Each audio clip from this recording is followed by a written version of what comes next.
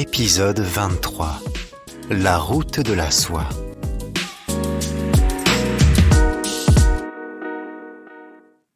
Au IIe siècle avant Jésus-Christ, la Chine des Han est menacée par des nomades venus du nord.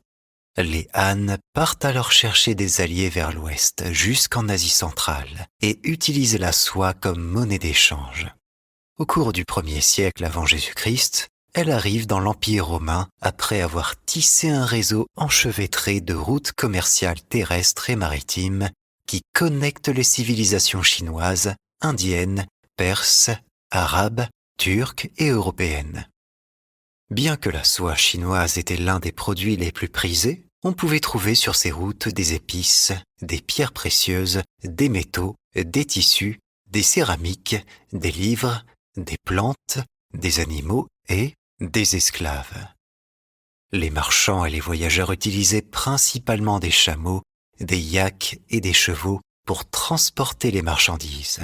Ils devaient faire face à toutes sortes d'obstacles, des conditions climatiques extrêmes, torrides en été et glaciales en hiver, aux brigands, en passant par la traversée de déserts arides et de montagnes escarpées. Pendant plus de 1000 ans, malgré les défis géopolitiques tels que les guerres, les invasions et les changements de pouvoir, la route de la soie a continué de relier l'Est et l'Ouest.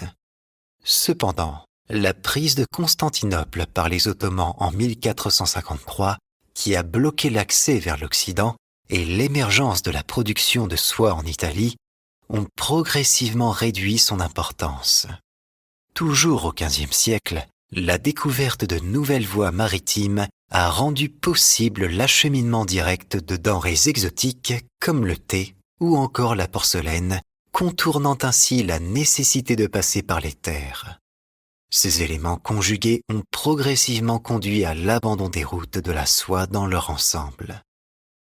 Des idées, des philosophies, des religions, des langues, des technologies et même des maladies ont été transmises ou échangées le long de cette route, créant ainsi une véritable fusion des cultures. Son héritage culturel et son impact sur le monde restent profondément ancrés aujourd'hui. Pour parachever cet épisode, je souhaite apporter une note linguistique pour clarifier l'utilisation des termes route de la soie au singulier et au pluriel.